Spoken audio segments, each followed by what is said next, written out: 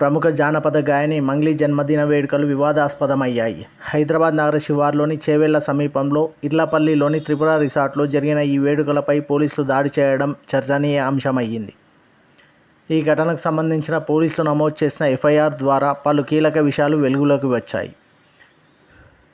వివరాల్లోకి వెళ్తే అర్ధరాత్రి దాదాపు 1 గంట సమయంలో రిసార్ట్ నుంచి పెద్ద పెట్టున శబ్దాలు వస్తున్నాయని, డీజేతో హోరెత్తిస్తున్నారని స్థానికులు పోలీస్ కంట్రోల్ రూమ్కి సమాచారం అందించారు. వెంటనే స్పందించిన పోలీసులు ఓ మహిళా ఎస్ఐ నేతృత్వంలోని బృందంతో కలిసి త్రిపుర రిసార్ట్కు చేరుకున్నారు.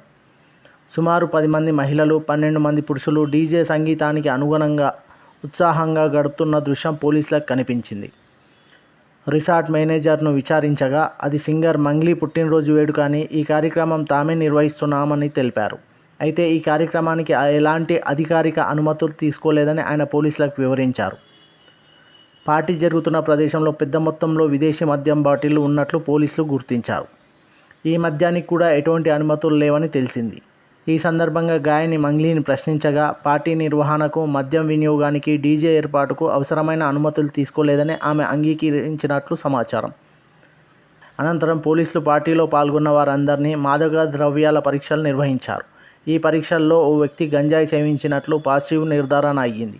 ఈ పరిణామాల నేపథ్యంలో అనుమతులు లేకుండా కార్యక్రమం నిర్వహించడం, అక్రమంగా విదేశీ మద్యం కలిగి ఉండడం, గంజాయి వినియోగం వంటి ఆరోపణలపై గాయని Mangli, resort assistant manager Ramakrishna, event manager Megharaj, దామోదర్లపై పోలీసులు కేసు నమోదు చేశారు.